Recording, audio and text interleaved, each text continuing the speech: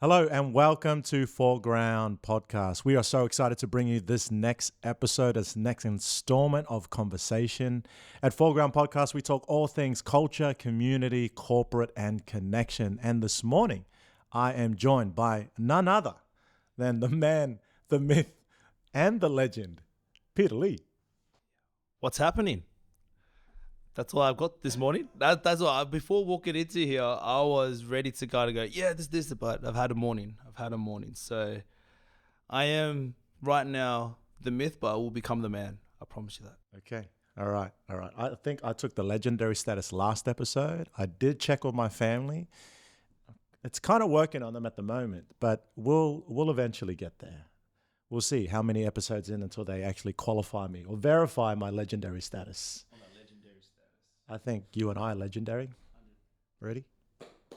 And if you missed the last episode, that is a clap of affirmation to say that we are on a good thing. Speaking about a good thing, we have a great guest this morning on our episode. I want you to introduce our guest because I feel like you have a great connection with him. I do. Pun intended. The 4Cs, the third one before corporate. Cs. We actually haven't chosen which one goes, which 1, 2, 3, 4. We'll come up with it maybe next installment. But I feel like as long as all four are mentioned, we can seamlessly weave our conversations around it. Yeah, and that's probably the beauty about bringing our next guest in, someone that's been kind of pivotal for my own development and growth. Yeah, he's the one that's believed and allowed this to make this happen, actually. And obviously, we met a lot of genuine, real, I would say cool people. But this man has done a lot, not just for myself, for my family. He always puts my family and myself in his thoughts and whenever we're making decisions. But he's from Foreground Performance himself. He's the one that actually came up with the name Foreground. And he'll probably share the story how what actually got articulated or actually we came about with the name. It's been a journey. But he's my main man. I can also say that, he's my best mate, Javery Gonzales. Hey. So let's do some three, just maybe 3, 2, 1. Yeah, thanks, Mana. Javery Gonzales, welcome to the Foreground Podcast. How are you, my friend? I'm good. It's good to be here. I was a bit nervous, but never been on a podcast before, which is cool. But yeah, I'm keen to have this conversation about the 4 Cs. There you go. I feel that everyone needs a Javery in their life. Like exactly what Peter has described. Someone who believes in you, who speaks into your life, who challenges you, who does things for family. Like you're like a secret weapon that the world has not yet to know and hear about. And so I feel like, we can be, can we be friends? Is that all right? Or is Javery only exclusive to you? Just only myself. No. He can make his own decisions. Yeah. But I love those qualities. Already, just hearing what Peter has said about you, like how does that resonate with you when someone like him is saying stuff about you? Like, what does that make you feel? It makes me feel good because I feel exactly the same way towards him. I think he's, our families have grown more or less at the same rate. Our kids are all quite young. I'm in the front at the moment, but yeah, this competition. All right, cool. Well, we'll talk to our real bosses, our wives. Yes, 100%. But I guess the journey through fatherhood and business, running our own business, and going through some of the scary things with doing your own, going on your own. I think we've done it together, which is really cool and special. And I can 100% say that he is also my best mate. So him introducing me like that and saying those things is really special because I would introduce him in exactly the same way. Wow. So connection. Wow. Take over the podcast now. Here we go. All right, later. So interesting that you said that because where do those values come from for you? Like you've mentioned a few things already. You mentioned family. You mentioned like business, going out on your own, taking a risk. Like where did those values come from, or where did you see it for you to actually live out your life and business the way you do in collaboration with this guy? Where do those values come from? But where does those values come from? Like of family? Like why is family an important part of your life? This is those 9 p.m. talks that we always have. It's about to come to life. We always talk about. It's like, man, imagine if we had a mic Yeah. and just caught these 9 p.m., 10 p.m. conversations, midnight. Yeah, I think that I think my dad definitely shaped a lot of my values. I guess it wasn't until I got older and I started my own family and had children that I truly understood the the value of the values, I guess. But seeing, so I'll share a little bit about, I guess, my family. So my parents, I'm Filipino. Family is hugely important in our culture. My parents moved here in the early 90s from the Philippines, obviously. And First gen. I would be first gen. You'll be first gen. Yeah, I'll be first gen. That's yeah. education, man. Yeah. That's first gen. Yeah, awesome. So yeah, I haven't told my dad. I'll talk about him here, but I will. So essentially, he moved over here to follow my mom, who wanted to come out this way. They were blessed that my dad already had a family here, so they were able to shift over from the Philippines to here quite easily. And there's a story about how my parents met, which is the beginning.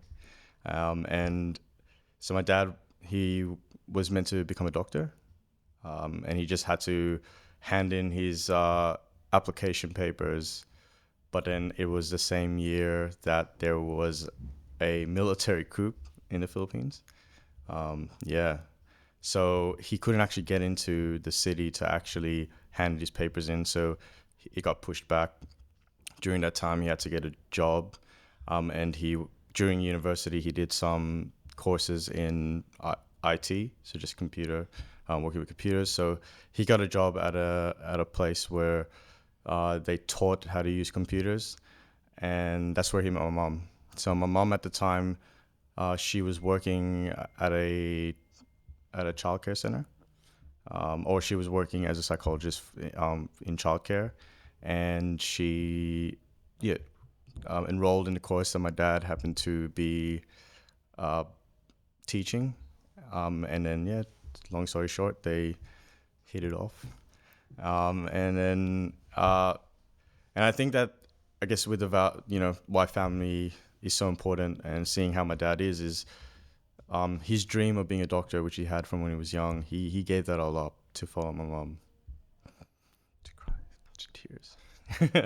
To follow my mom over here and to start a family. And even when he came over here, he just did what he had to do to provide. So, those, business. So it is business, but it's more like a way to be able to provide for my family, to take on the privileges that my parents afforded us. They gave up a lot and sacrificed a lot to come here, and they had to come to a foreign place. They had to learn new culture. They had to make new connections. 2 C's.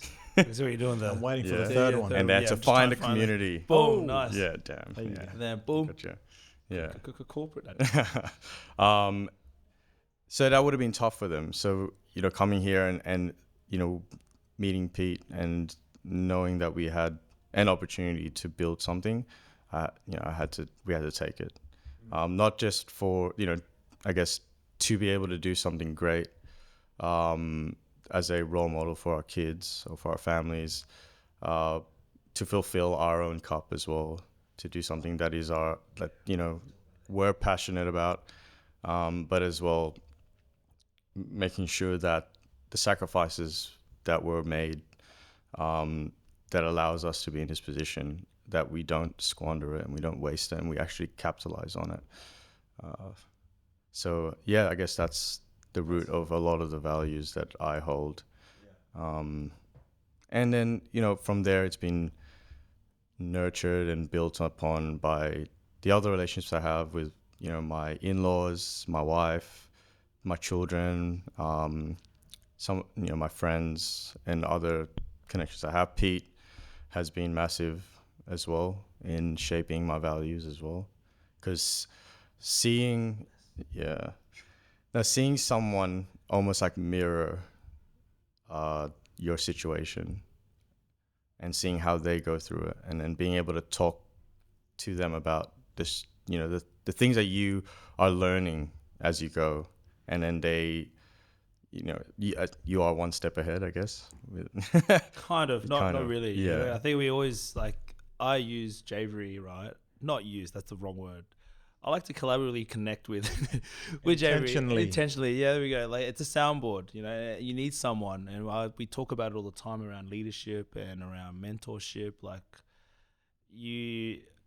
We're kind of going through this journey, and it's such a lucrative or a dynamic landscape when you're going into business with someone, and then you have values, you have all these things that, we talk about beliefs, identity, and values that kind of shape exactly what Javery's kind of articulating.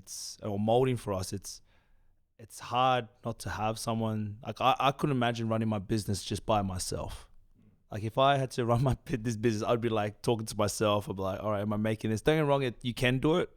But I think it's just so much more fun when you have people that have the same dream, same direction, and same desire to, be more than what, not be more, but actually, and it's changed. It's now unleashing your full potential. We always talk about unlocking. I always say unleash, because it's not built in us. We can come from low socioeconomic areas. We come from that real deep, deep soulful, backgrounds in history. I would love to understand what my parents went through, but my grandparents and then my great grandparents, how they got to Australia.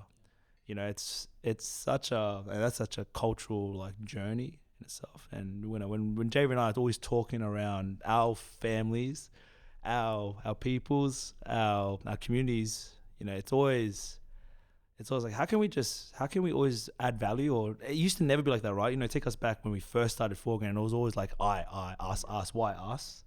This is happening to us. But where it's now it's all solution driven. We talk about, and don't come to us with the problems, come to us with solutions.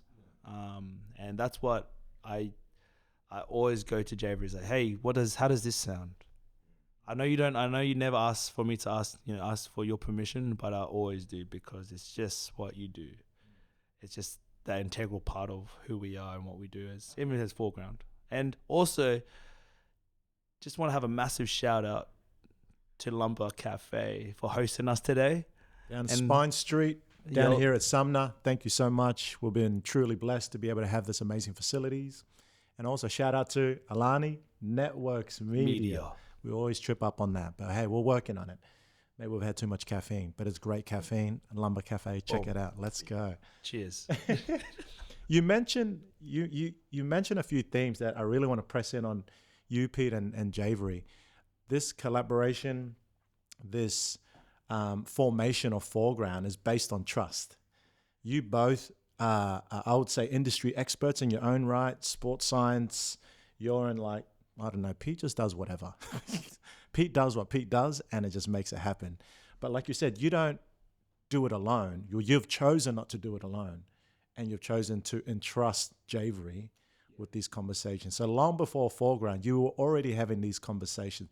That's an essential value in any industry, but more so relationally with people. Trust is so big, because you are entrusting each other with this empire that you are building or trying to establish yourselves. What does that mean for you to have trust in each other? Because I know in the spaces that I work in, it's not always easy to trust someone. There's always a catch-22 sort of moment where I scratch your back if you scratch my back. It's transactional. It's a transactional relationship, not a genuine, authentic trust relationship. How has trust, I guess, bonded for you, bonded you both? And what does that mean for you, as you're building your business and building your relationship? Is there a difference in your working relationship of trust and your professional relationship with trust? I don't think so. I think that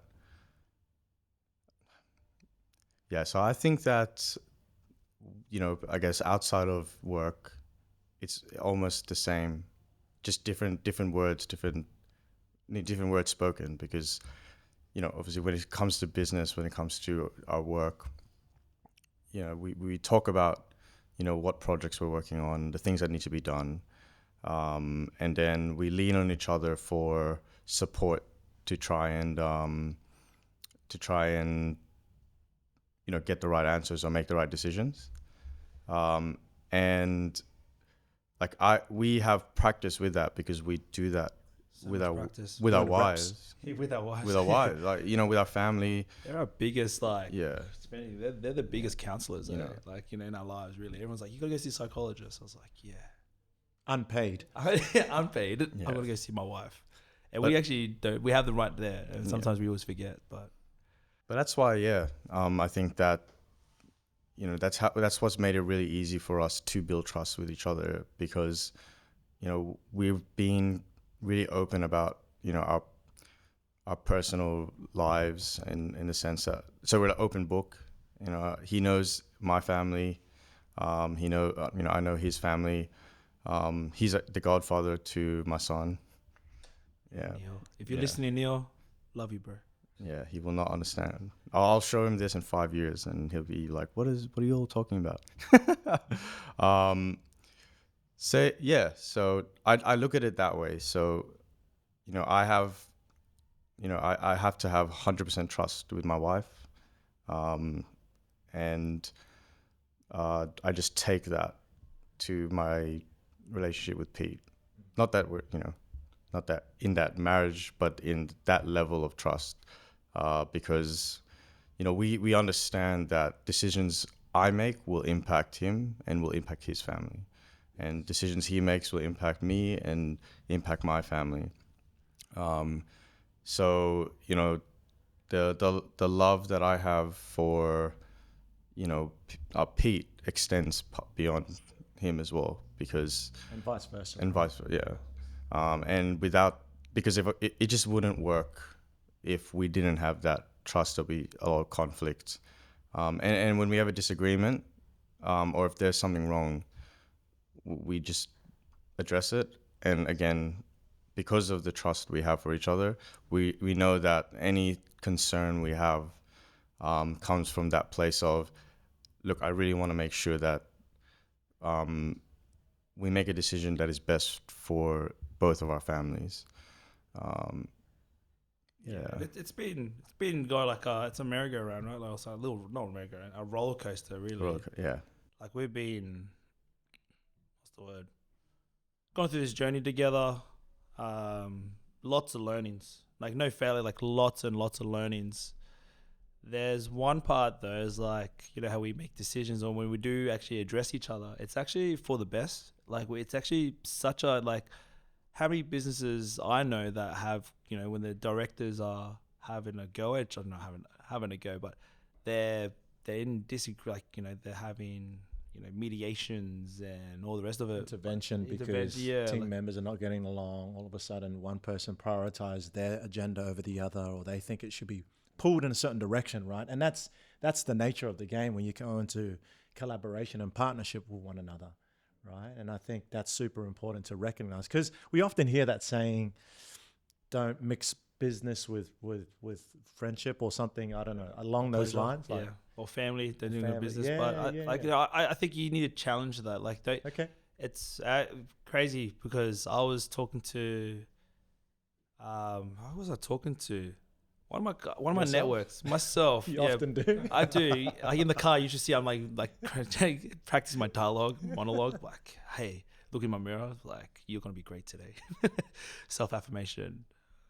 But team performance and how do you actually integrate? So you can work with family as long as they understand, though, because you see a lot of other cultures, right? A lot of the communities, they work really well. When the family gets into a business, they get into business. But I think it's now, even with Foreground, it's like business, right? We have our pillars, and you can have those pillars, like those family pillars, but you got to understand that when you're making a business decision, it's a business decision, and you got to take away, that low context. You're gonna you got to be able to like be real agile to jump between the two, but know when to. Like when we make decisions or when we have a disagreement, it's like it's for the business. So it's low context. It's not a relationship.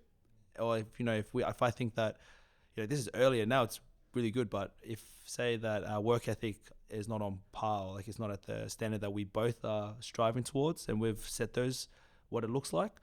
If it's below the bar, then we have a low context conversation, and we do become transactional. But then, everything else that we talk about, it's always relational. It's high context. It's very like, hey, how's your family and that. But it makes, if this high level, like not high level, but if all your relational stuff and the trust has been built, these like low context conversations are so much easier to have, and so much, it's like you. Well, I wouldn't even say easy. I reckon the more trust you have with one another, the values you both bring into this conversation between the partnership, you're always going to be talking about high context.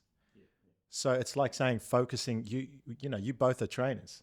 When you're working with an athlete who has specific goals, you don't focus all on the negatives. You're actually focusing on the positive and the things because the more you focus on the good stuff, you don't think ever about the stuff beneath and go, hey, if the negative stuff is, I need to drop weight, or I need to be able to lift a certain weight, I need to be able to pick up a certain habit.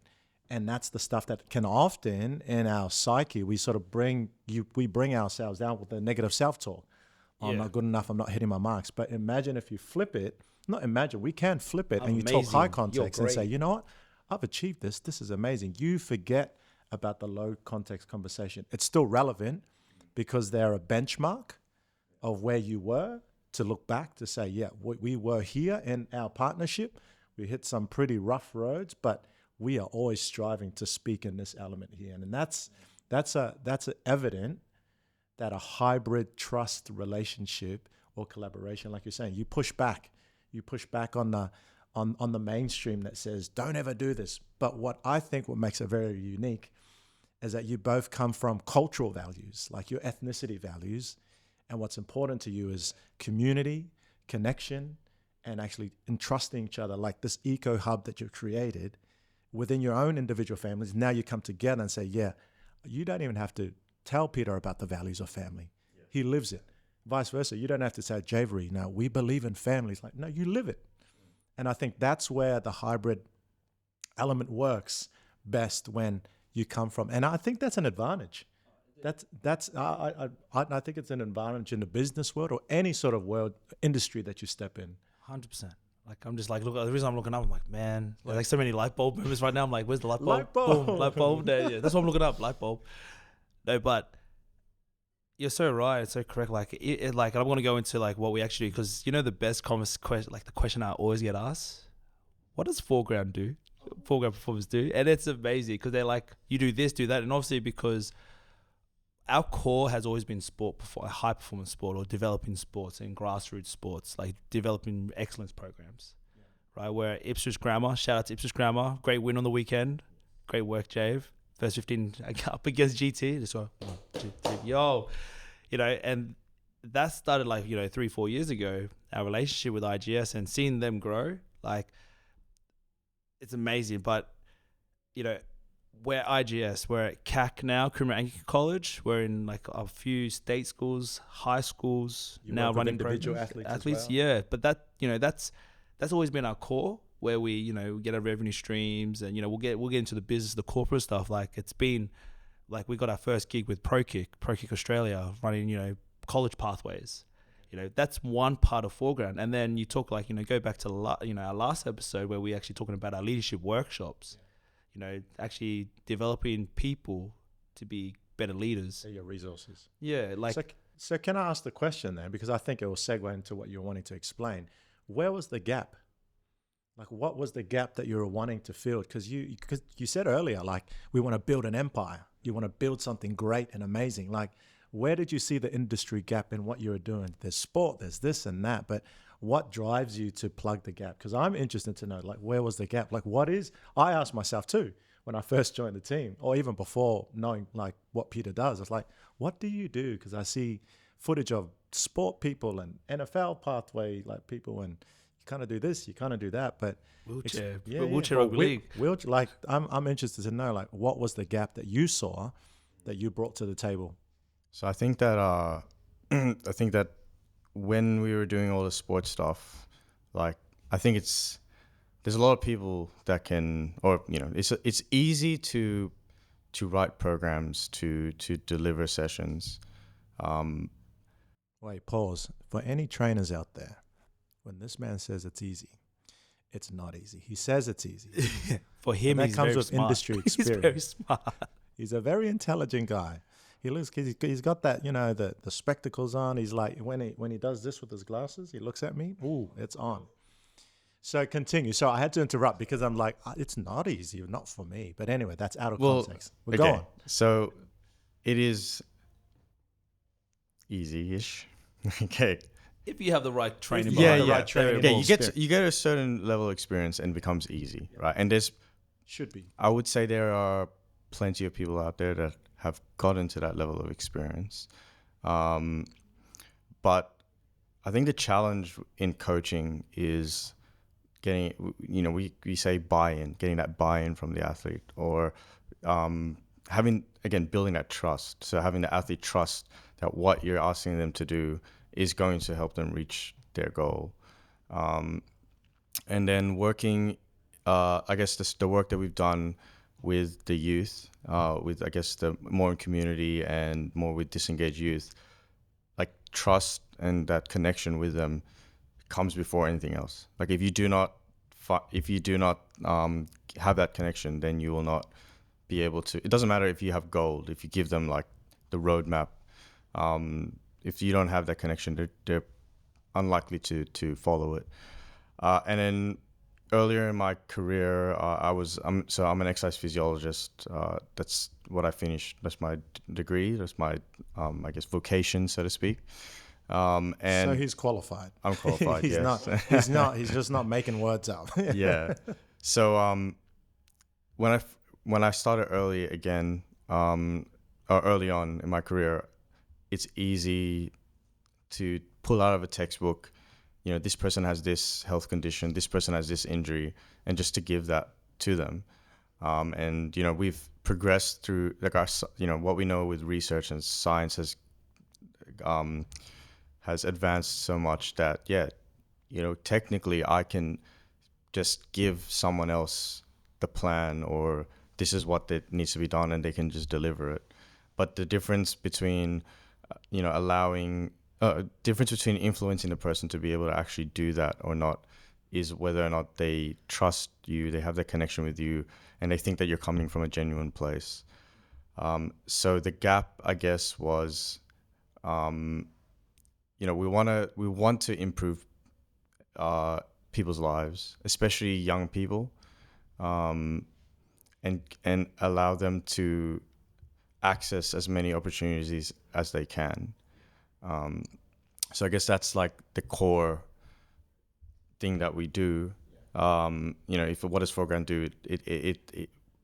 We provide these services. However, what do we do is we try to provide young people, or people in general, with as many opportunities to reach their goals or aspirations as possible. And because people have young people have so many different avenues that they can go and pursue, it just made sense that, sports is one avenue. Getting into, industry is another avenue. Re-engaging in society and reconnecting with community is another avenue.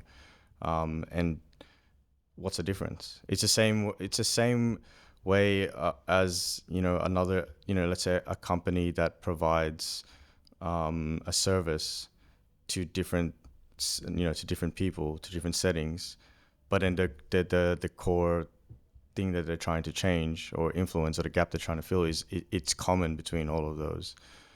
So while yes, we do sports, it's just like, okay, there is a group of young people, or a group of people who want to pursue athletic goals.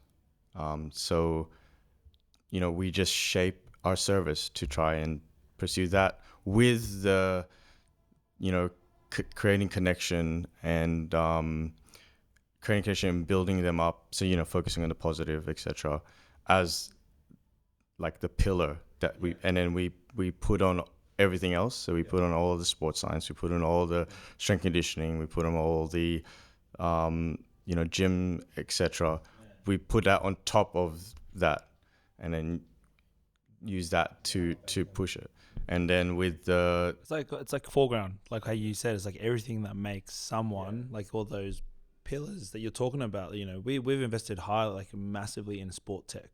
Like Javery's like, we need this, we need sports tech, and so we use Vault. Shout out to Vald. Oh man, yeah, massive shout stuff. out, but they've been good to us. Like we've got like the whole suite. We have the whole suite now, which is really cool. As a small business, or like in this private independent, like we're an independent S&C service going against some really big big names for what we actually like. We invest so much in the technology side of things. Like it's over, I would say over $100,000 worth of tech. Like it's a lot, and we use that to utilize everything. And what tech does, we're not data driven, we're data informed. And Vald actually spoke about it in one of the conferences we went to, and I was like, what does that mean? Data informed as opposed to data driven. You want me to, I can explain that if you'd want. You do the data driven, and I'll do data. No, you do both. So I guess the difference between data driven and data informed is data driven means that the data, like you use the data,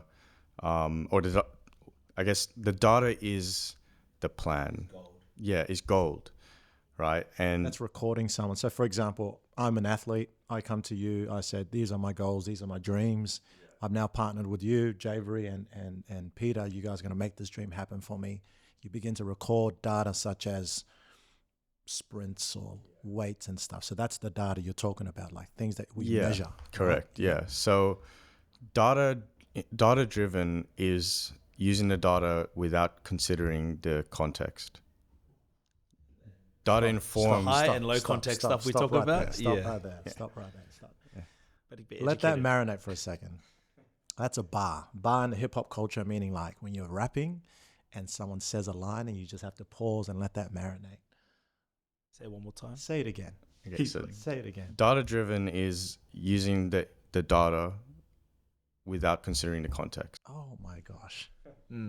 People in the industry, if you're paying attention, listen to Foreground Podcast. We drop bars, sip on amazing coffee to make us awake. But that is important, right? Because how often your experience, I shouldn't say how often, I'm generalizing, but in your experience and mine, people have access to data, but they have no idea how to cater and to make it niche according to their client. Everyone has the techie gear, like you say, and there are other businesses out there who say they provide the same service, but they're spitting out data to bamboozle people. Like pick an industry where someone says, yes, our data says, and this research has proven that but again, it comes with without the consultation of and catering, and I'm going to throw another C in there, of care. You have to handle it with care. And I believe what you're saying right now, what Foreground is, that's the point of difference. You handle athletes and people's lives with care. And go on now. Yeah. Oh my gosh. Like we see so many, and we've got our own product, our own service, and we don't have competitors. We're just providing a service that's actually for the greater good of sports athletes, of anyone that wants to come across. If you want to have a meeting with us, we'll consult, we'll tailor something up for you. Like we've got our youngest athlete that's like, but he's 12, one of our youngest, and then you got our oldest athlete in the 30s, and then even older. Like we're working with such a, even bringing stroke participants or clients and people that have these awesome stories around. And this is the stuff that we don't get to talk about or we don't get to showcase, is that Javery's the man on ground. So the reason why I'm able to talk about, or why I back what we do, is because I have, again, exceptional people in my life and part of Foreground that allows us, for me to go, hey, we do this, and I see all the data. But the data that without the context, that's the relationship stuff that we talk about. Like the the amount of stuff that Javery knows about a client around their life and around giving that, like, we're getting to the stage now where we're now managing, like, you know, people's, not say life, but, you know, when you're an S&C coach, when you can train someone and say, hey, how's such and such, you know that they're going through a hard day. And we talk about this a lot in the well-being space, but we actually implement that. We live by that. And Javery knows every player, every athlete, what they're going through. Like, and there's hundreds of athletes we look after across all of our clients, like, you know, our students, our athletes. I could wholeheartedly say, like, genuinely Javery cares. Like you said, like, he actually cares. Like, it's hard to find someone, and we get caught up, you know, and we've gone through the bureaucracy of S&C and, you know, the bureaucracy of everything around it. And now we're just like, we don't have competitors. We worry about what we do. You and run in your own lane. And I love, like, go on, keep going. I can listen to you all day. Man, he's got so much bars in science. Go on. So yeah, data-driven. We're still on that. That's data-driven, all right? So I think another way is, like, if you collect data to without saying the word inform. So you collect data to almost test or to see whether the plan that you've put together is working, right? A data-driven mindset, I guess, is where you have the plan and your plan completely shifts because you have this data point that says that it's not working. In the context of you know, strength and conditioning, in the context of sports and health, you can assess someone frequently, like on a daily basis, on a weekly basis, and the data can chop and change, and there could be massive inconsistency. So if you're data driven, then what happens to your plan? Whereas data informed means that I have a plan, and then you collect the data, however you contextualize the data and make sure that, okay, is this data actually meaningful enough to actually warrant a change in the plan or to divert the direction that we're taking? Meaningful to who? To you as the assessor, or you're specifically about, is it meaningful to the athlete or the person? Well, meaningful to the outcome that you're trying to get towards. Yeah. So, yeah. We've worked with, like, athletes that are coming to us. Like, we're really blessed, and this is a massive shout out to Conquest Performance. So Dave down in Melbourne. He's the reason he linked us up with ProKick, and the reason why we actually got the tech was because we can add a service and add value. So what happens is that we'll get an athlete from Dave. He gets calls all the time. So he has a genuine pathway into the NFL, a genuine pathway into college sport for linemen, for running backs, for DBs, but even for JUCO, like basketball, high school scholarships, you name it, overseas. He has, like, pathways. He was actually the S&C for the First Nation and Pacific Islander. Just this past weekend? Yeah, this Tuesday. He's the S&C for them? Yeah, so he was the S&C there, and, like, you know, and he was like, he's always, like, making time to reach out, make sure we're all good, whilst he's busy as with that. And that's just, like, kind of like, it's a high profile position he holds, right? Oh yeah, that's amazing. And yet, like you said, and they had an amazing game on Tuesday, like 24-19 against the British Irish Lions. Like, he's paved the way. That's a good game. Good game. They went down. The best games that any team has versus the Lions so far. Like, yeah. That game alone, if you watch the highlights, again, I'm a sports head, but you watch all the other teams that the Lions have played against in their tour so far, you're like, some get annihilated, some is like, it's kind of one way. But this test, the game that happened on the weekend, that's a staple. We're going to be doing some really cool projects with, like, Foreground is going to do some cool projects and some really good deliverables with Conquest Performance, with Dave and his team. Yeah. Like, and yeah, like, I can't say too much, but just watch this space. Watch this space. Yeah, watch this space. Like, there's some really amazing pathways that are going to be developed, and that's just the part of it. That's the part I can share, but the other stuff that we've been talking about, soon to be revealed. So you have data driven mindset and data informed mindset.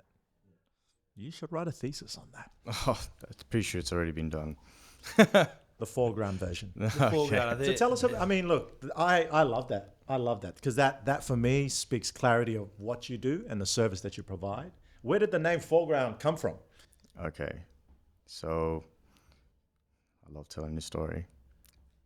I'll go into the detail. So my wife and I were driving down to Sydney, and I was on the phone with Pete, and we were starting to, we're trying to figure out, what are we going to register this business as, and we came up with all different names. And Can I ask what were some of the names before you landed on this one? Like honestly, JP Fitness. No, You're trying to blend your two names do you want me together? to be honest? I don't remember because It was irrelevant. Yeah, It didn't dent your creative element at all. And I knew my wife was, she was good with this stuff.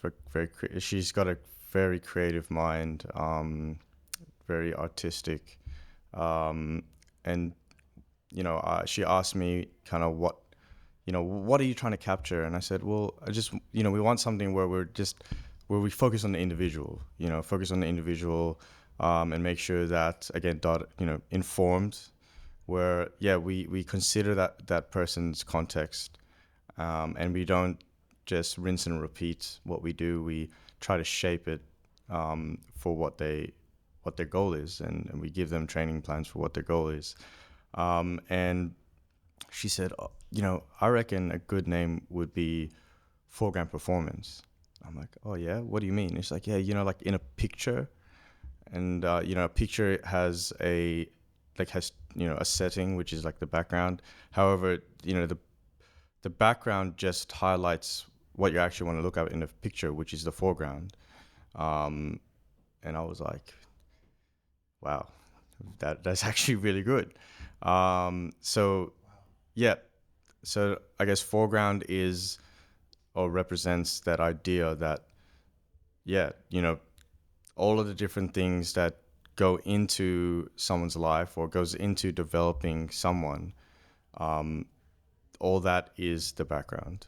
However, it has to highlight and in a picture setting, highlight or bring focus to the person, the individual, and the individual is in the foreground.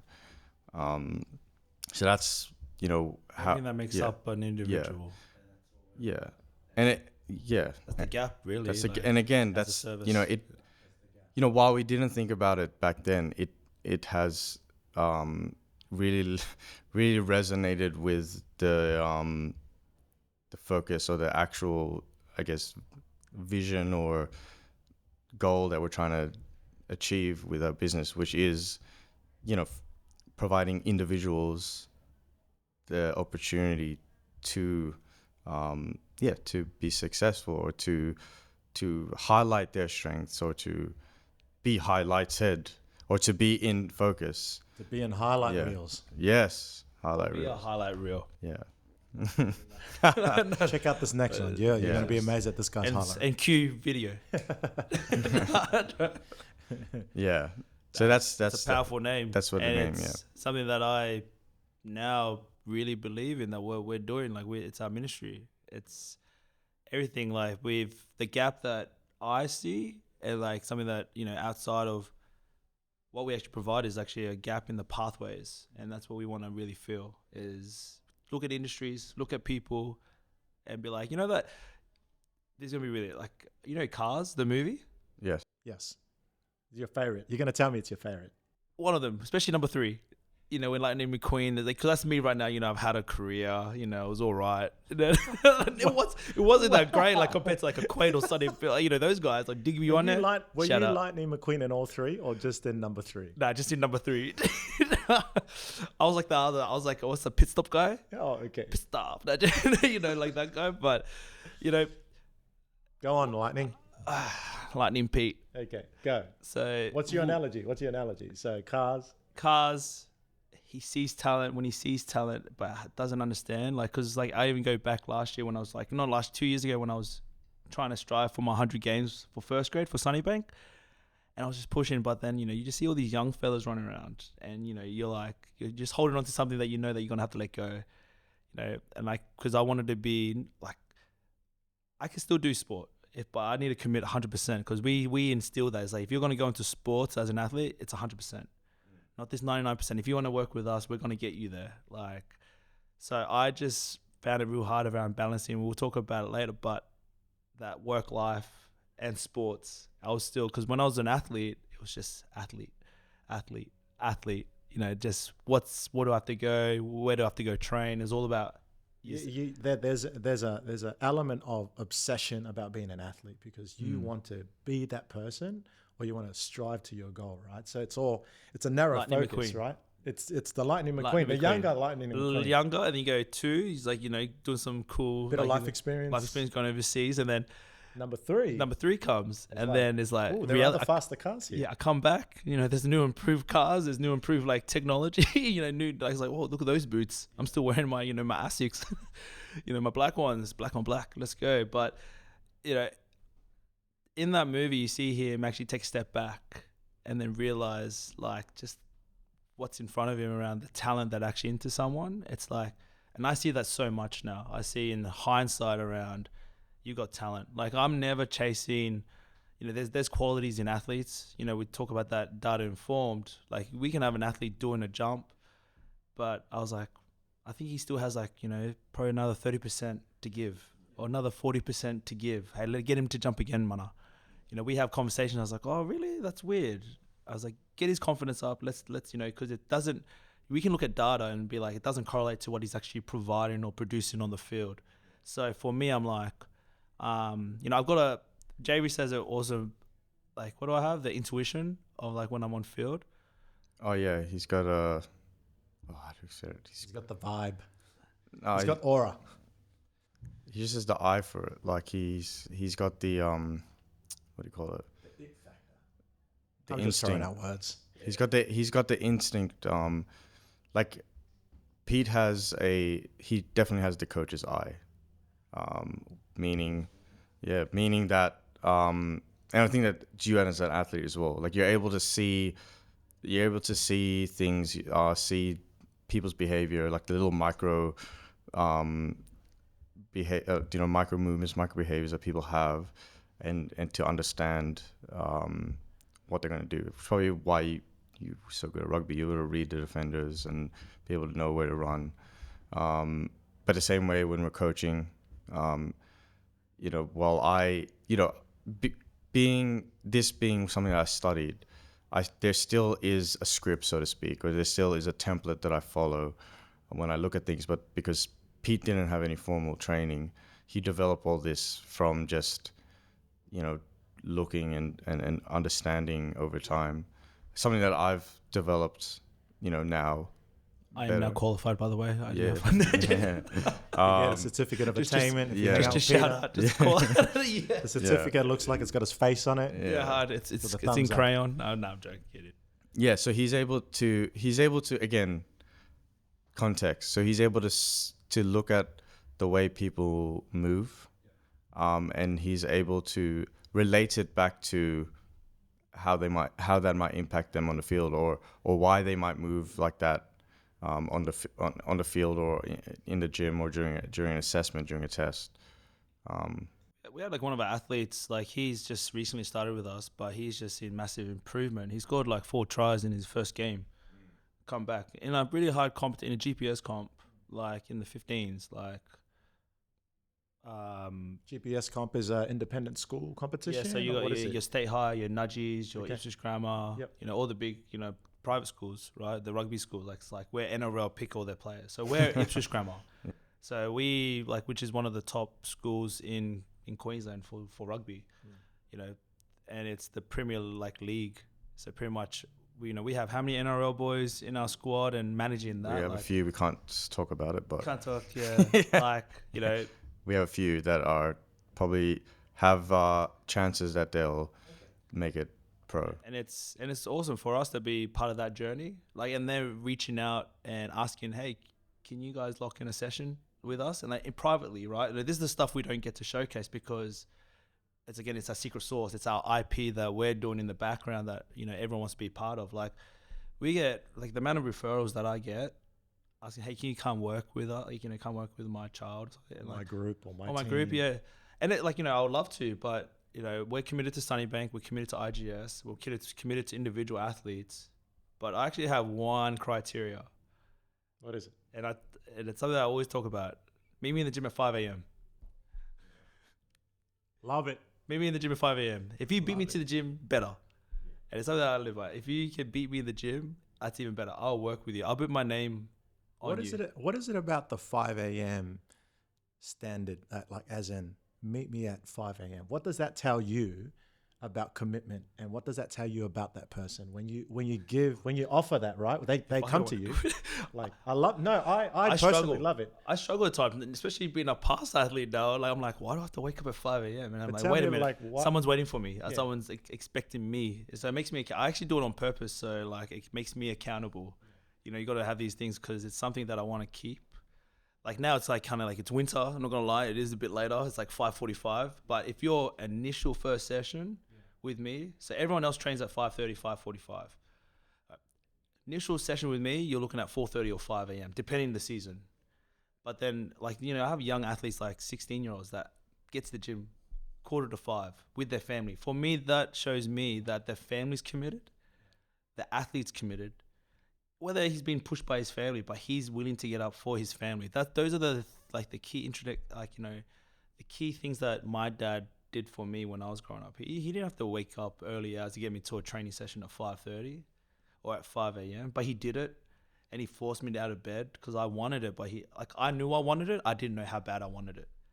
But you got to be taught that. I think that's something that we talk about heaps. Is like, we're just expecting kids to wake up, do this, do their bed, make scrambled eggs, make their breakfast, make their bed. So it's, we got to guide them. And we spoke about it last week around, and I'm real passionate about this stuff. Like, this is the piece where I'm like, when people come to me, it's like, they just don't have it, Peter. I was like, you haven't showed them.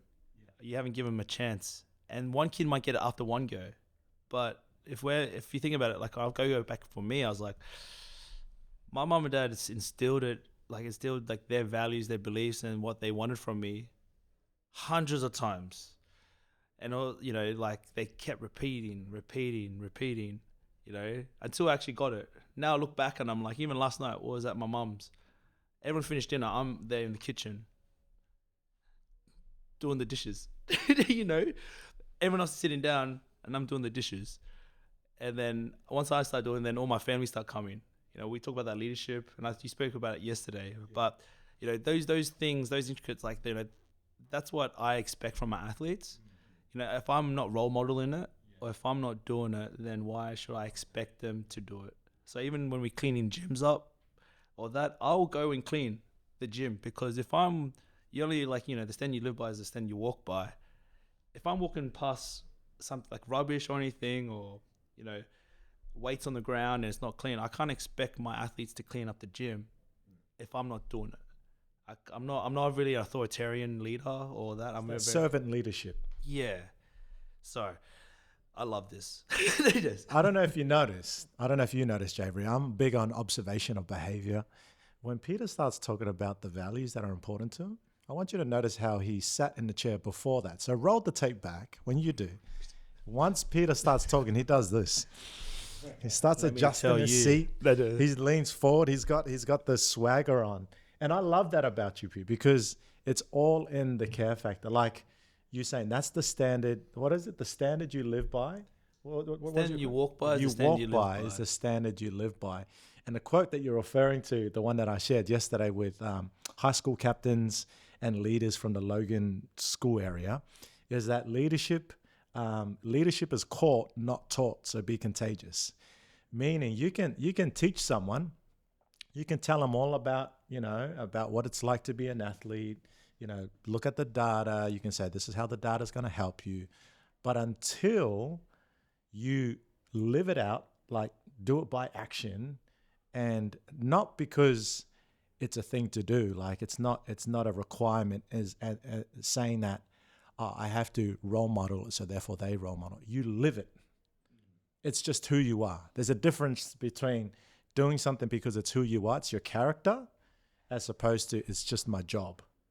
And I think that's super important, particularly with what you've both been speaking about, the athletes and your processes. Like that 5 a.m. is so important, because if they see it's important to you, like they would know that you both have families.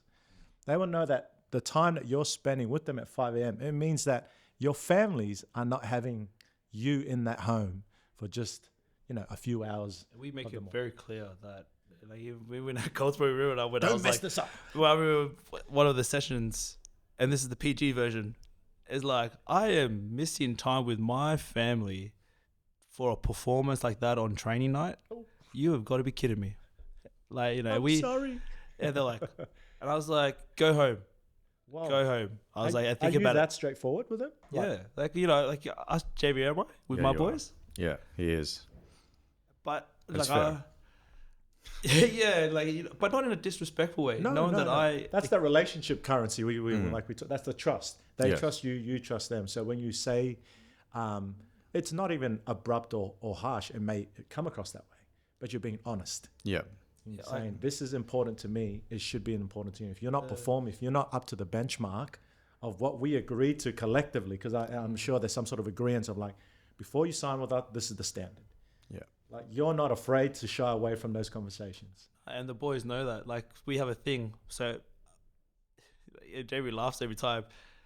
If I see one of the boys doing arms, and like, I used to get really frustrated. Again, this is coming up with a solution. I'm like, well, they're not following the program. Arms meaning Like bicep Oh, curls. okay. Yeah, bicep arms. So if they're like, and they've got like, they're supposed to be doing their primers or their other movements to mobility, get them stretching, powerful. Yeah. And so it's been an education piece in like with our programs. So I'm always like, the last 10 minutes, you guys get to do anything uppers. That's just, and everyone gets around it, all the boys. But if they do it earlier, like when it first happened, I was like, well, turn the music. I was like, and because they blast the music, I turn it off. When the heck did I tell you could do arms? When? Is it on the program? Is it on the program? Who's come and spoken to me? And then, like, that's the start. Now, if someone's doing arms, you'll see the leaders. Yeah, one of the leaders, like they'll come in and say, hey, not now. Last 10 minutes. Because they know that the last 10 minutes, again, it's. Man, I kid you not, I was listening to a podcast this morning. Shout out to Jenny Catron in the US. It's about culture and about, that culture does matter in an organization. And the one element of the culture is in creating a positive, thriving culture is accountability. And accountability comes about in a team because, again, accountability calls you out, but it also calls you forward to the standard that you're raised. Let me say that again. Like, accountability calls you out, but calls you forward saying after.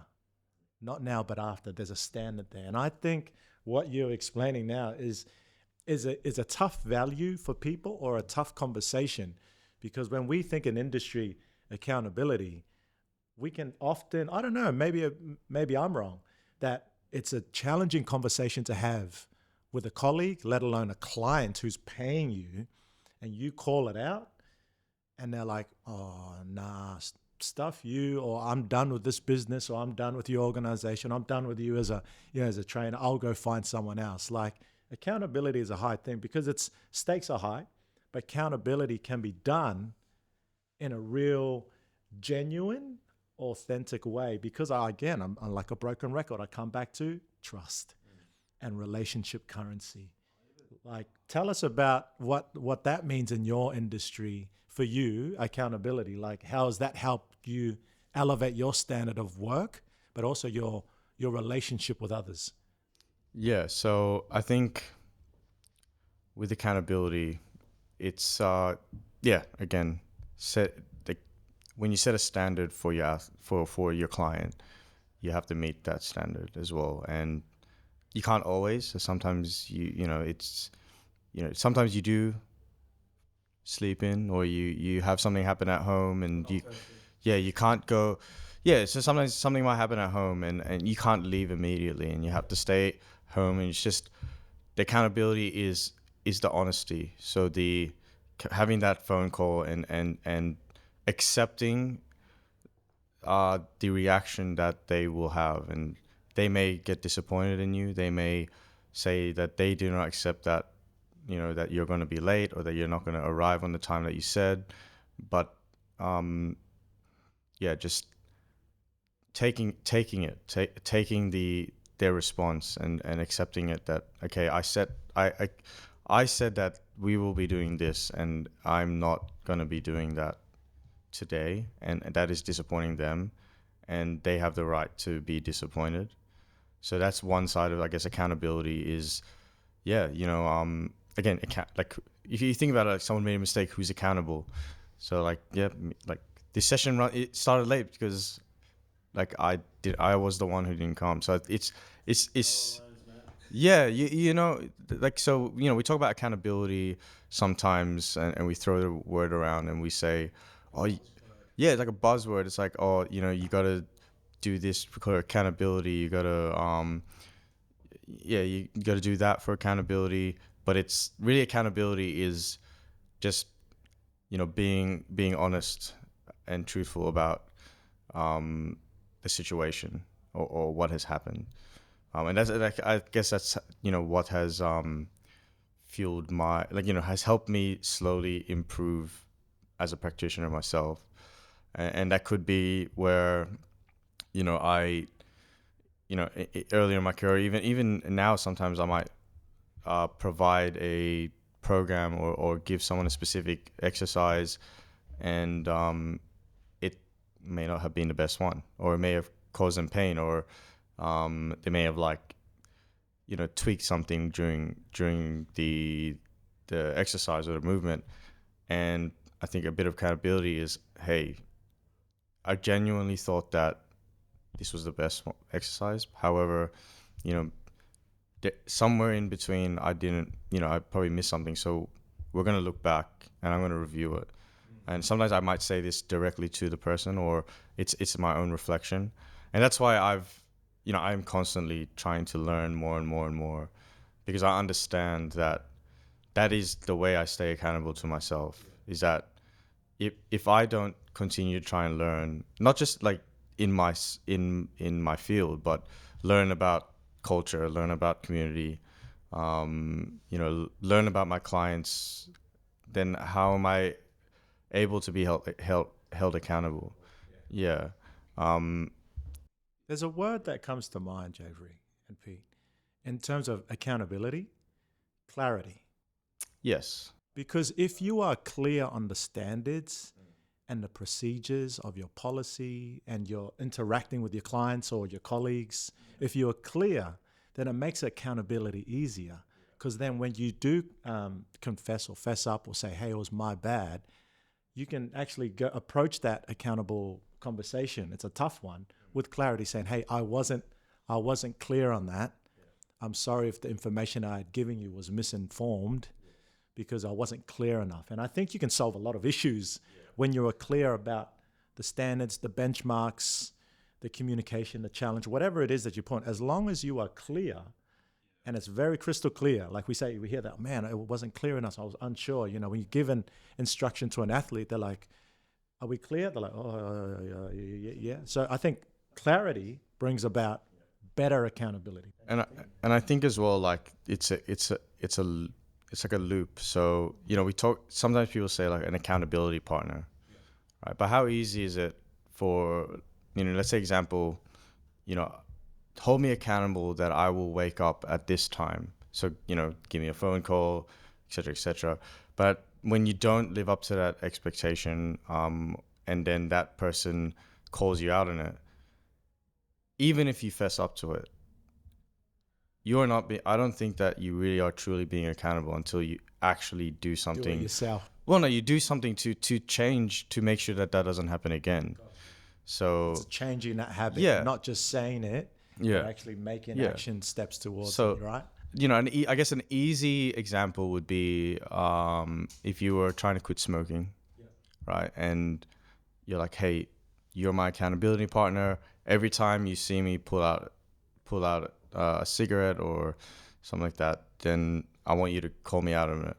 But then if you then later on you have a cigarette when you're not in that person's presence, he's holding you accountable, but then the accountability is not actually being completed because, it's like, yeah, in that moment I'm fessing up to it, but I'm not actually changing. So, taking on that, when people do say something that you've done wrong and actually changing it.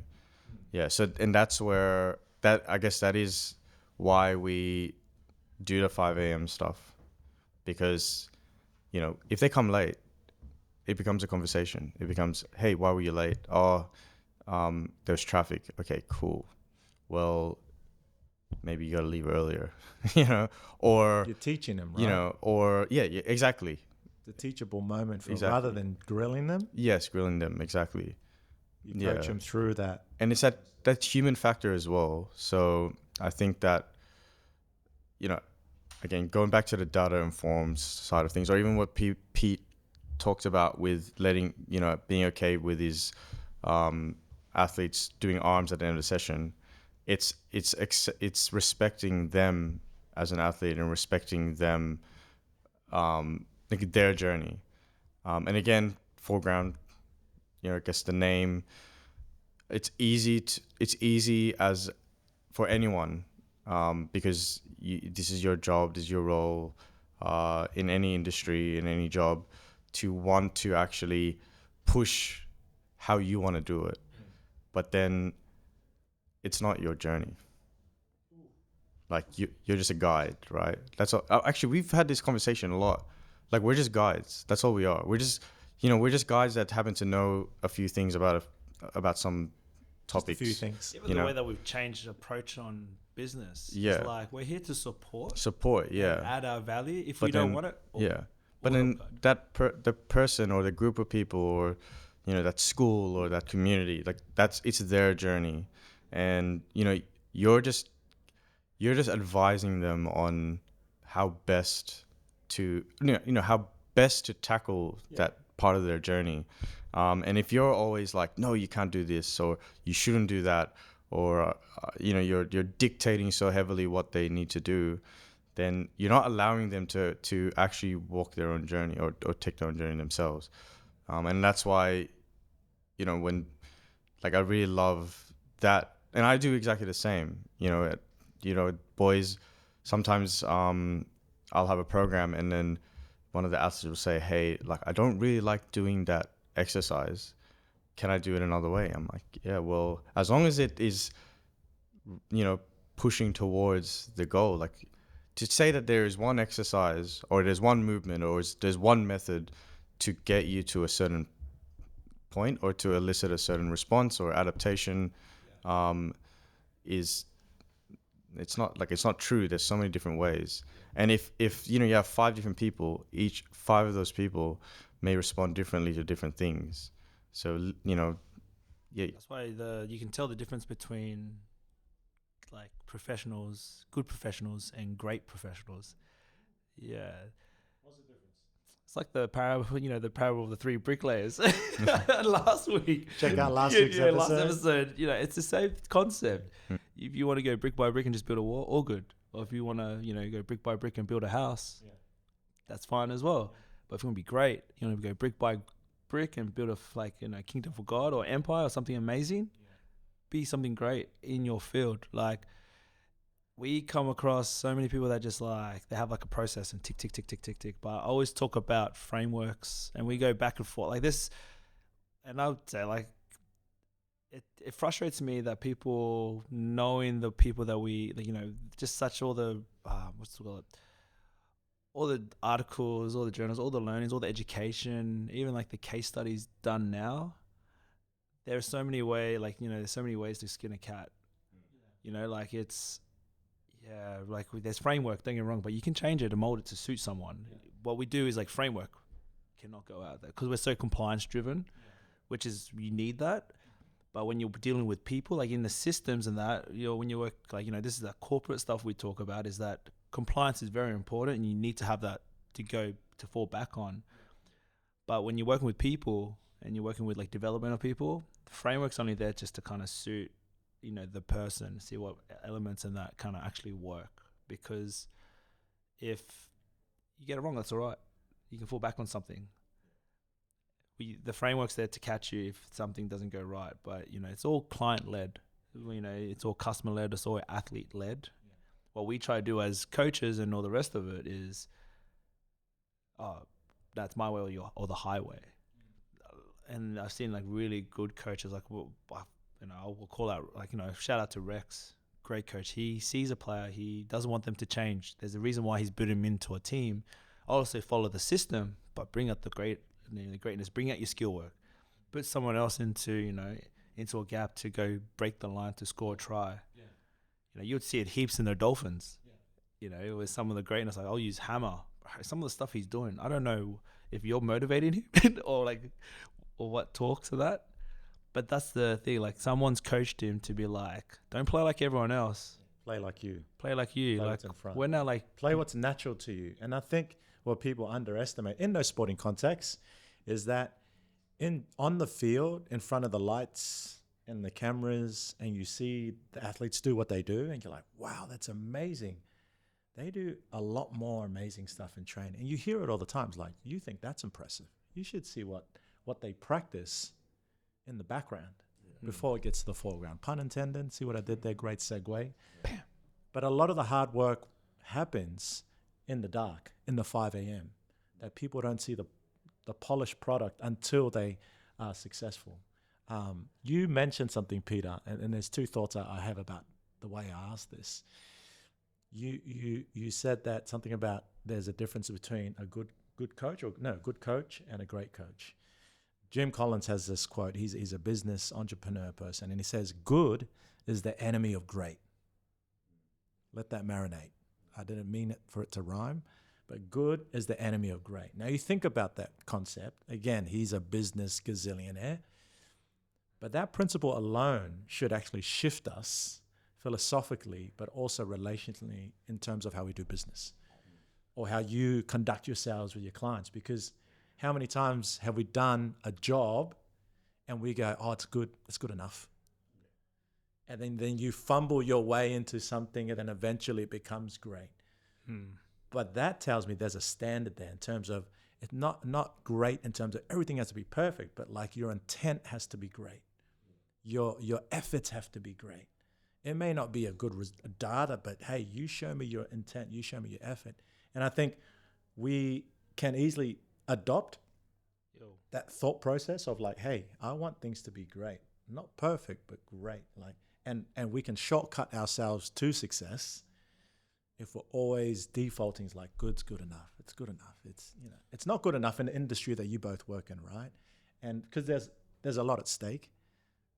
Income, reputation, like livelihood, but also the athlete's journey, which you both have said, like it's a guide. I'm just summarizing, like I'm just trying to collate everything that you both have been saying, because there's amazing stuff that you've said in that. My question, I think another one that I really want to press into, I don't have too many questions, even though my phone is loaded with questions. Same. How will you both know? Well, let me ask Javery. How will you know that foreground performance is successful? How will you know that you've reached it? And I'm not saying that a certain financial number. How will you know that you are successful? I'll give him the honest answer, not what the world's criteria of success is. So we're on this podcast, so I believe that we are already successful. Like the amount of lives that we've impacted. We impact one life, we're successful. Yeah. That's how simple it really is. Like really it's and then when you're chasing numbers, right? Yeah, when you're chasing numbers, like you'll never be successful, because what's next? Like what's next? You reach that number, it's like, okay, what's next? But then for us, like we it's an idea. It's like a principle, an idea, value, pillar that is what we're trying to push. And as long as once we've used that and you've impacted someone, then we've been successful. So like we may if you measure success based on me and Pete can go into early retirement or something. Yeah, no, we're not. We're not at that stage. Do you know what I mean? Like, Think of me in your kingdom. Yeah, but do you know what I mean? Like, Yes. so, and I think that so when we look at why we do it, like, neither of us really do this for the money. We recognize the need to support our family and the need to provide the opportunities for our children and and give back to our parents and give back to those who have helped us. But that is like a bonus from our success, and our success is the fact that we have raised enough awareness of what we're doing that people want to listen to a podcast that we have. People want us to work with them. So what more measure of success is, So like while obviously I don't want this to happen, but if we needed to, hey, Foreground needs to, stop, or I have no regrets. I will be sorrowful for the fact that it is unable to continue, because this is an amazing journey that we're going through. But I think that we've already had enough of an impact on people's lives that, I could say that we're successful. So good. I appreciate that. Because that in itself, Pete and Javery, like, that's a purpose-driven life, like what you both do. And for any of our listeners and those who view, like, you already know you're successful. And it's not arrogance. It's actually confidence in the lane that you're running in. No one else is going to shift you left to right, tell you otherwise. They can advise and guide and counsel if they may. But the fact that you have said it, and you believe, man, I got goosebumps when you said I'm gonna give you the honest, and when you said that, like, we are already successful, I was like, and that's why you need to partner with Foreground Performance. You live on it, you stand by it, and I think my interaction with you both, independently and also collectively as well at Sunnybank, we've done some stuff together. Man, you are about it, and because you're about it, people respect that, and people respect the fact that you have that confidence. That aura, as the young people say. I'm sounding like an old fella, like the aura, the young people say. We are. There's a question I got asked by a real close mate, a close friend. She comes to, like, we do health and wellness retreats in the South Pacific, in Fiji. Yeah.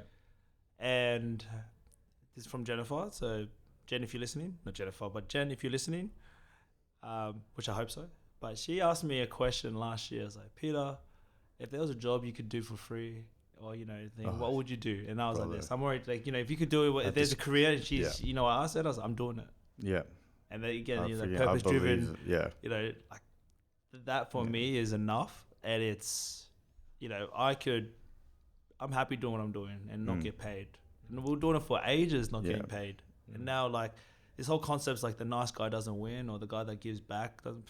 That's like, I think that's such a, like, we've been not manipulated to think that, but some, like, in that kind of sense, can't think of the actual articulate it properly, but we're kind of trained or educated to do that, like, to already think that. It's a conversation that is repeated. If you repeat it enough times, people begin to believe that narrative, right? And if you have enough people having that similar conversation and saying, you say, it must be true, because all of us collectively agree. But karma comes around, like, good things happen. Like, I'm in, like, a conservation chapter of our lives.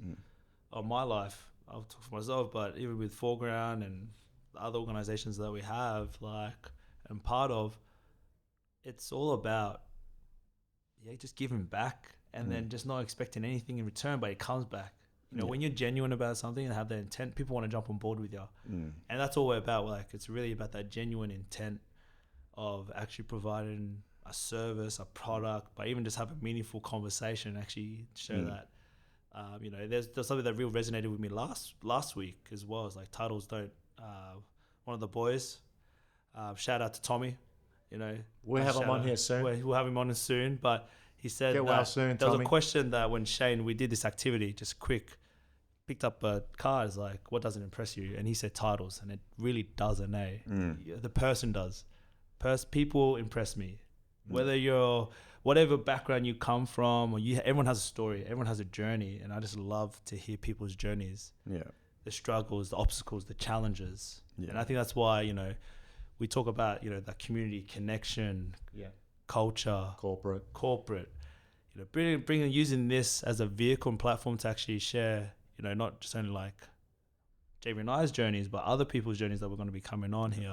Even your journey, we haven't even dived into yours. So soon I'm going to be sitting in that chair and they'll be like, "Hi, Ray, tell me." Everyone cry. Make everyone. It's such a it's a blessing. Yes, this whole people believe in us. Let me share something. It's pretty powerful. So, if you guys don't know, I don't, obviously Pete knows, but I'm part of the support staff of the Queensland Wheelchair Rugby League team. So they just had the State of Origin against New South Wales last weekend, the weekend prior, 5 in a row. Yippee, we've been yippee, part of yippee, yippee. So we've been part of it for 5 years. That's good. We've been part of it for 5 years, and shout out to Jack Brown, who was the coach, and Cameron Sullivan, who was the coach taking over. Actually, shout out to everyone there. Like, they're amazing, resilient. I would bring every single one of them onto this podcast. They have stuff they can say and talk about. That people can... Would love to make that happen. But during our camp, we had a camp in the Sunny Coast, and we did like a little campfire bonding session, and Ryan Charles, who's our well-being, he says he knows you, by the way. Oh, he does. Yeah, we did. We did some work vaguely together at QRL. Yeah, you're correct. Dolphins. Yeah. Oh, no, Warriors. Yeah.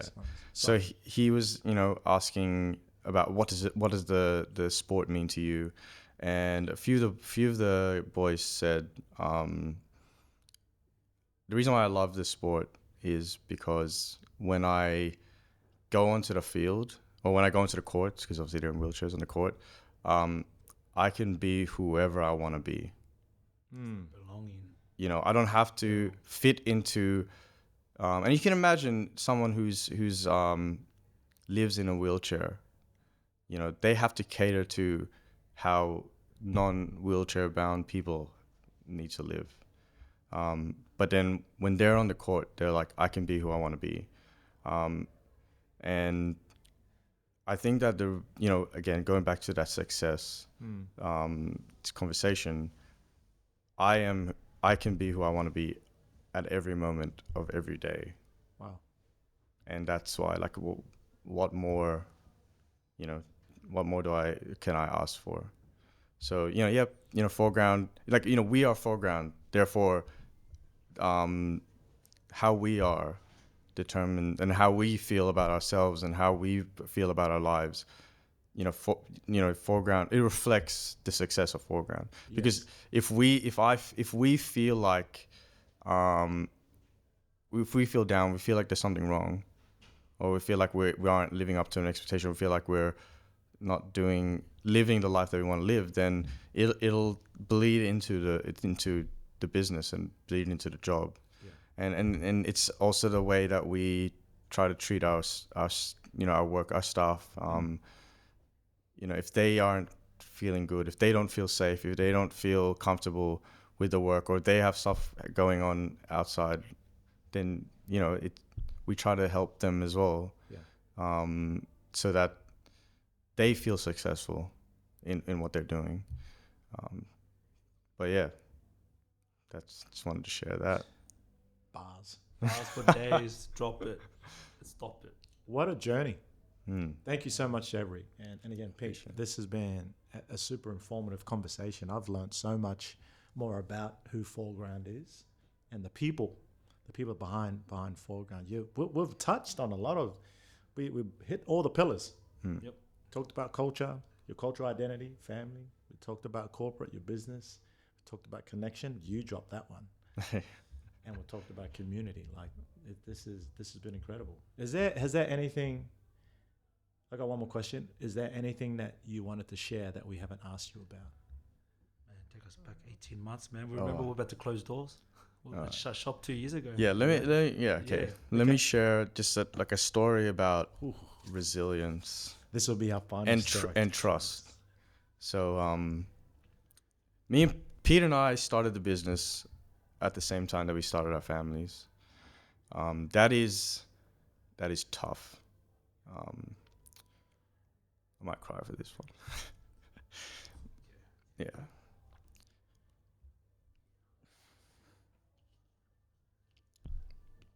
You're good. Take your time. This guy's gonna make me cry. God, goodness gracious. Thanks, bro. Where did that come from? Goodness gracious. What? Hey. Take your time. Take your time. Yeah, so yeah, it sort of was like, we're we went and we started this business that we wanted to grow.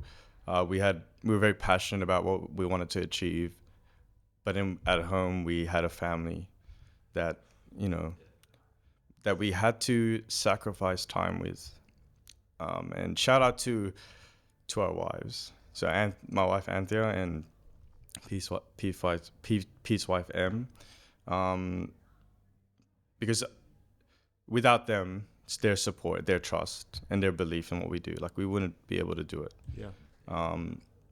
And This is the stuff that people don't get. yeah.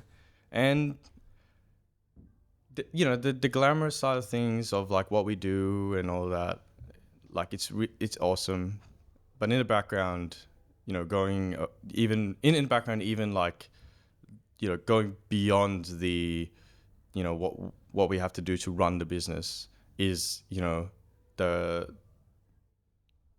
family that we're trying to build, the people that we're trying to support. And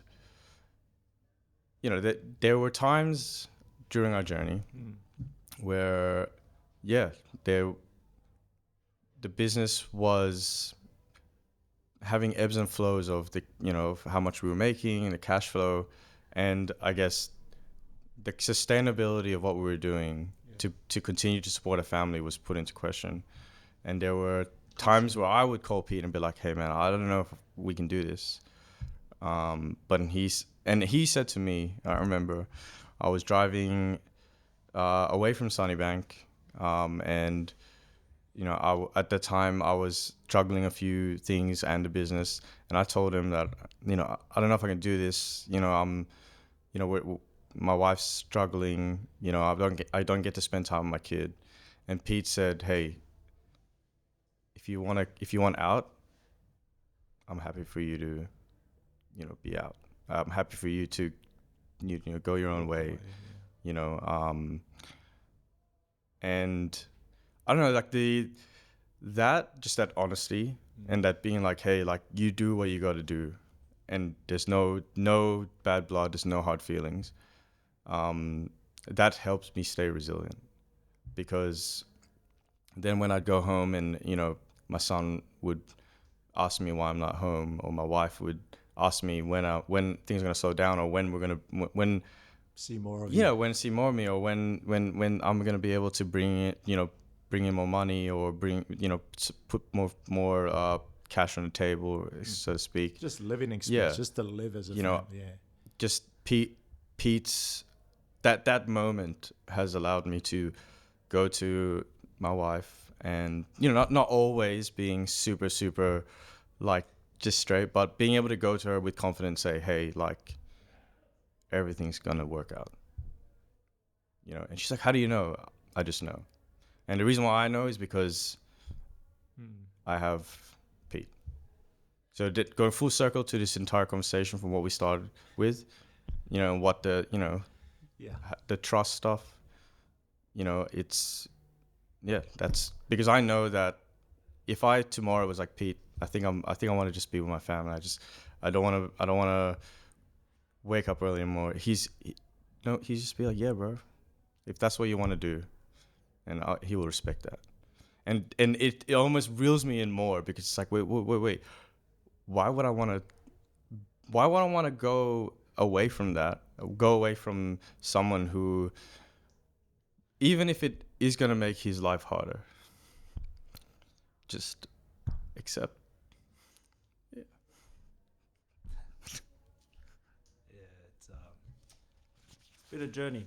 Like everyone sees the good stuff, like what we're, everyone's been a part of and that. And I think, we talk to any business guy or any businessman, and we are in a very unique industry. Gonna make me cry, but like you really almost. You are on the inside, Pete. Yeah, nah. Sorry, guys. Don't apologize, man. Before we, I think, people don't talk about this stuff around the business and the corporate and like the sacrifices that, our wives, our families actually go through. Like even the past 2 weeks have been hectic for us. And, there's always questions. It's so crazy. You always think about, we always think about the future, the vision, but then we always forget. So it's a balance of having been present when you're present. When you're, you speak about it as like where my feet are today. It's like, that's where I need to be present. Where your feet are. Be where your feet are. That's a bar. And it's something. And it's, with, again, 2 weeks ago, not 2 weeks, but 2 years, 2 years ago, like we were about to close shop. Yeah. And I jumped out of my full-time job and all the other stuff to go all in. Which is a well-paying job. Well-paying job where I could have just probably retired and just, not retired, but, work for the next 10 to 20 years comfortably. But my wife told me that I was crazy not to jump out. Jump out by yourself. You'd be crazy where other people are like, you're crazy. You're jumping away from all this money and potential growth. Not potential, but the growth. Climb the corporate ladder. And I loved it. Don't get me wrong. I had some of the best times and best experiences. Like I didn't leave on bad terms. I left on great terms. And everywhere I leave on. But I really believed in what the Foreground is and what we're doing. Heck, we've got people that are endorsing us to do this podcast. Whether we call it Foreground or whatever we do, it was always like, you guys can chew the fat. You guys can talk. You can, and we kind of came up with a whole community connection and culture in corporate, with the trust of the people that are backing us. 100%. I think we don't talk enough about this stuff, not so much the struggles, but the realities of if you want to be an entrepreneur, I'm now blessed to have 4 organizations, and it's really pushing me. And that's really happened in the past 12 months. I can't wait to really dive deep in all that, the struggles, the journey, the learnings, how to set up frameworks. You got such great entrepreneurs. I think there's like a stat out there. I want to say 50% because that's safe, but over 50% of like entrepreneurs are real like successful people. Don't hold a formal qualification. They're good at people. They're good at business. But again, as I said, they're good at people, not good at business. They're good at creating a relationship, really the high context stuff, and they've learned and taken the time to learn about that low context stuff. That drives. So that's a mic drop there. That's a mic drop. Yeah. That is an exclamation mark. That is a stamp. That is a conclusion to our conversation today. I'm full. Like my heart's full, my head's full, and I get excited. The sweet spot of what I do is when I see people living in their sweet spot. And you both are examples of that, because it encourages me and inspires me to keep doing whatever Ray does. That'll be on another episode. That'll be another episode, because I'm sure you go through those conversations, like, the 100%. 100%. It's I think it's a athlete mentality. I don't know. I know that everyone goes through it, and it's something. Also, before we conclude, just massive, like, look, if you look behind us, yes, sir. The cafe, we're here at Lumbr. Thank you, Lumbr. Massive shout out to the team here. Spine Street, Sumner. This is the location. Yo, coffee's amazing. Facility's amazing. And one more shout out to Alani Networks Media. It's been absolutely. We're just scratching the surface, and it's going to be a journey. And I guess we've learned a lot about who we are and about Foreground. Next one's going to be about Ray and whoever's sitting in that seat.